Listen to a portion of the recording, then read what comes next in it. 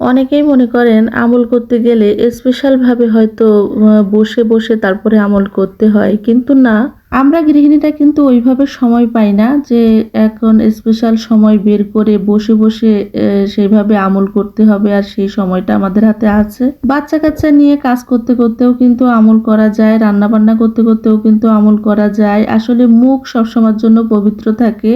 নামাজ পড়ার সময় যেমন পবিত্রতার প্রয়োজন হয়, কোরআন তেলাওয়াত করার সময় যেমন পবিত্রতার প্রয়োজন হয়, আমল করার সময় কিন্তু মানে ওইভাবে পবিত্রতার প্রয়োজন হয় না, কারণ মুখ আমাদের সবসময়ের জন্য পবিত্র থাকে, তাই মুখ দিয়ে আমল আমরা সব সময় করতে পারি।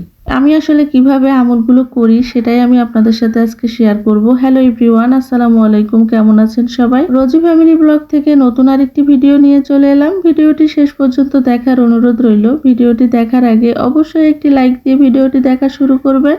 আমার চ্যানেলে যারা নতুন, তো প্লিজ আমার চ্যানেলটা সাবস্ক্রাইব করে নেবেন। আমার চ্যানেলের কোনো অংশ যদি আপনাদের ভালো লাগে তো আমার চ্যানেলটা সাবস্ক্রাইব করে পাশে থাকা বেল আইকনটি প্রেস করে দিবেন, যাতে করে আমি কোনো নতুন ভিডিও ছাড়ার সঙ্গে সঙ্গে আপনার কাছে নোটিফিকেশন পৌঁছে যায় আর আপনি সময় করে দেখে নিতে পারেন। আর যারা অলরেডি আমার চ্যানেলটাকে সাবস্ক্রাইব করে নিয়েছেন সবাইকে অসংখ্য ধন্যবাদ। আজকে রান্না করব মিষ্টি কুমড়া শাক দিয়ে, ইলিশ শুটকি মাছ দিয়ে, আর দেশি আলু, সিলেটি আলু এগুলো ভেঙে দিয়ে তারপরে রান্না করব। আর রান্না করব কলার থোড়। এটা একটু ঝোল ঝোল রাখবো কলার থোড়টা, তারপরে শাকটাও কিন্তু একটু ঝোল ঝোল রাখবো আলু ভেঙে দিয়ে। এটা রান্না করব, খুবই ভালো লাগে এভাবে রান্না করলে। ভিডিওর শুরুতে দেখতে পেয়েছেন শাকগুলো এত পরিমাণে তাজা, আমার বাসার পাশে এই শাকগুলো এক আপু দিয়ে গিয়েছে। আর কলার থোড়টাও এই যে আমার রান্নাঘরের পিছনে যে কলা গাছ, যে মালিক উনি এসে, ওনার যে কাজের লোক থাকে আর কি, ও ছেলেটা আমাকে সুন্দরভাবে কলার থোড়টা বের করে দিয়ে গেছে কলা গাছটা কেটে।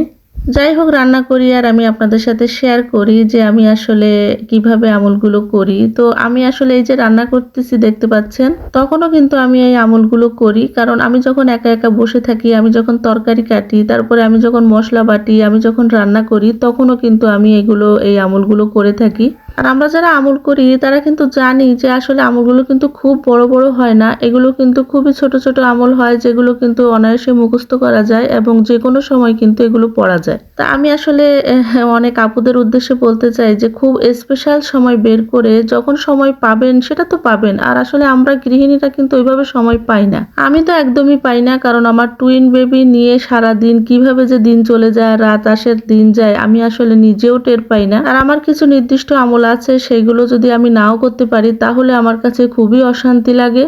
এই জন্য আমি আমার মতো সময় বের করে নিয়েছি। আসলে কতটা পড়তেছি এটা আমি গুনার মতন সময় আমার হাতে নেই। এই জন্য আমি এই রান্না করতে গেলে, তরকারি কাটতে গেলে, মশলা বাটতে গেলে নির্দিষ্ট যে আমলগুলো আছে সেই আমলগুলো কিন্তু আমি ঠিক এই সময়ের ভিতরে করে নেই। তারপরে আমি টুইন বেবিদের নিয়ে যখন বসে থাকি, যখন ওদের ভাত খাওয়াই, তখনও কিন্তু আমি এই আমলগুলো করি।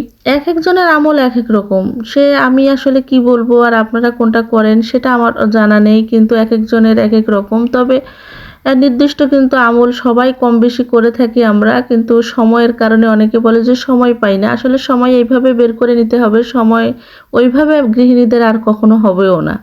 আর বিশেষ করে দেখবেন বিভিন্ন হাদিসে, তারপরে আমি ইউটিউব সার্চ করে দেখেছি যে রান্না বান্না করার সময় আমি তরকারি রান্না করছি, তারপরে তরকারি কাটতেছি, তারপরে তরকারি মশলা বাটতেছি, এই সময়ের ভিতরে আপনি সারা দিন আস্তাগফিরুল্লাহ পড়তে পারেন, তওবা পড়তে পারেন। তারপরে যে আল্লাহর যে নামগুলো আছে, 99টা নামের ভিতরে প্রত্যেকটা নামের এক একটা ফজিলত আছে, বিভিন্ন ফজিলতপূর্ণ নাম আপনি নিয়ে এই সময়ের ভিতরে আপনি পড়তে পারেন।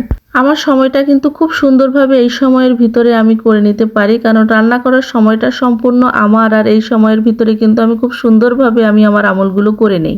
একা একা যখন বসে থাকবেন বাচ্চাদের নিয়ে, বাচ্চারা খেলাধুলা করতেছে, হয়তো শুয়ে আছে, আপনি পাশে বসে আছেন, তখনও কিন্তু আপনি আপনার আমলগুলো কমপ্লিট করতে পারেন। কিন্তু নির্দিষ্ট কতটা পড়তেছেন এটা আপনি কিন্তু করতে পারবেন না, কারণ সেরকম অবস্থা থাকে না, কিন্তু আমলগুলো কিন্তু কমপ্লিট হয়ে যায়।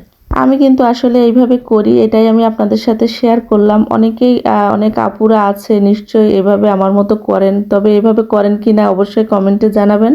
মুখ কিন্তু আমাদের সবসময়ের জন্য পাক থাকে, তো মুখ দিয়ে এই আমলগুলো কিন্তু আমরা 24 ঘন্টা যে কোনো সময় কিন্তু আমরা করতে পারি, যে কোনো কাজের ক্ষেত্রে। যাই হোক, আপনাদের সাথে কথা বলতে বলতে কিন্তু আমার শাকটা রান্না করা হয়েছে ইলিশ মাছ দিয়ে, দেখতে পেয়েছেন মাখো মাখো করে রান্না করেছি। আর এদিকে এই যে কলার থোরটাও রান্না করে নিলাম। কলার থোরটা আজকে একটু বড় বড় করে কাটা হয়েছে। এটাও শুটকি চিংড়ি মাছ দিয়ে সুন্দর করে কষিয়ে কয়েকটা ডাল দিয়ে তারপরে আমি একটু ঝোল ঝোল করে রেখেছি। এটাও খেতে খুবই ভালো লেগেছিল। যাই হোক, ভিডিওটি এই পর্যন্ত যারা দেখেছেন আর এখনো পর্যন্ত একটা লাইক দেননি, তো প্লিজ লাইক একটা দিয়ে দিবেন। আর ভিডিওর কোথাও যদি আমার কোনো অংশ ভালো লেগে থাকে অবশ্যই আমার চ্যানেলটি সাবস্ক্রাইব করে দিবেন। আমি যে কথাগুলো বললাম এগুলো কিন্তু সম্পূর্ণ আমার কথা, আমি অন্য কারোর কথা কিংবা কোনো কিছু বলে আমি করতে চাই না। আমি গৃহিণী মানুষ, বাচ্চা কাচ্চা নিয়ে একদমই সময় পাই না, আরও আমার টুইন বেবি, তো আমি আমার আমলগুলো এইভাবে করি। আর দৈনন্দিন জীবনে আমলের যে কতটা গুরুত্ব সেটা আমরা কম বেশি সবাই জানি। তো আমি কাজের ভিতরে আমার আমলগুলো করে নেওয়ার চেষ্টা করি আর কি। তো আমার ভিডিওটি কেমন লাগলো, আমার কথাগুলো কেমন লাগলো অবশ্যই কমেন্টে জানাবেন। আমার কথায় যদি কোনো ভুল ত্রুটি থাকে অবশ্যই ক্ষমা সুন্দর দৃষ্টিতে দেখবেন। টুইন বেবিদের রেখে আসলে ভয়েস দেওয়া যে খুব কষ্ট, আর আমি এইভাবে বারবার করে এডিট করে কেটে ভয়েস দিতে পারি না, যতটুকু দিতে হয় একবারেই আর কি। তো আজকে এ পর্যন্তই। ভালো থাকবেন, সুস্থ থাকবেন সবাই। আল্লাহ হাফেজ, আসসালামু আলাইকুম সবাইকে।